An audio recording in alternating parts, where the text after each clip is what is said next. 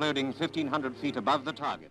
On an August morning in 1945, 8-year-old Yahara Teruko saw a flash in the sky above her hometown of Hiroshima. At that moment, and all of a sudden, the entire sky flashed and was illuminated in bluish white, as if the heavens had become a huge fluorescent light. I immediately fell to the ground and lost consciousness. When she came to, the city center was leveled, and an estimated 70,000 of its residents were dead, the result of an atomic bomb attack. Tens of thousands more would die from the effects of radioactive fallout in the weeks that followed. It was the first of 2 nuclear bombings carried out by the US in its war against Imperial Japan. Nearly 80 years later, Oppenheimer, a biopic about the father of the atomic bomb, Robert Oppenheimer, has dominated award season and just won Best Picture at the Oscars. And yet, half a year after its release, the film still hasn't screened in Japan. On March 29th, the first and only country in history to be targeted in a nuclear attack will be the last to release Oppenheimer in theaters. 日本が最後被爆国だからっていうことなのかしら。でも被爆国でもやっぱり事実を知る。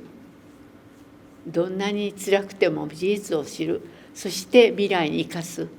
これは大事だと思いますね。Teruko wants to see Oppenheimer when it's released this month.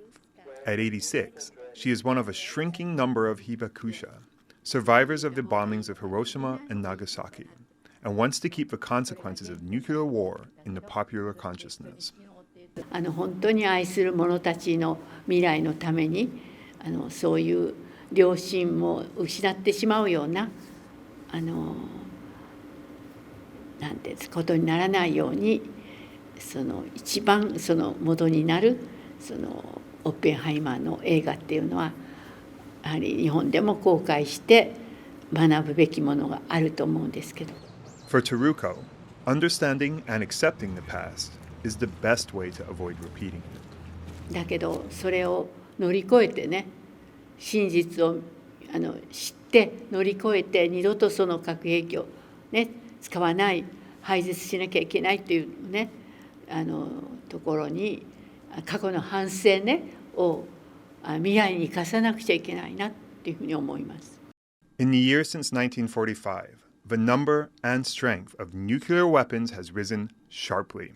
There are an estimated 12,000 on Earth, and the most powerful ever tested was more than 3,000 times stronger than the one that upturned Yahara Teruko's life in 1945. The movie Oppenheimer reflects the scientist's self-conflict about what he and his team have unleashed upon the world. Japan's hibakusha would remind us that this existential risk is very much still with us. Alex Chen and Bryn for TaiwanPlus.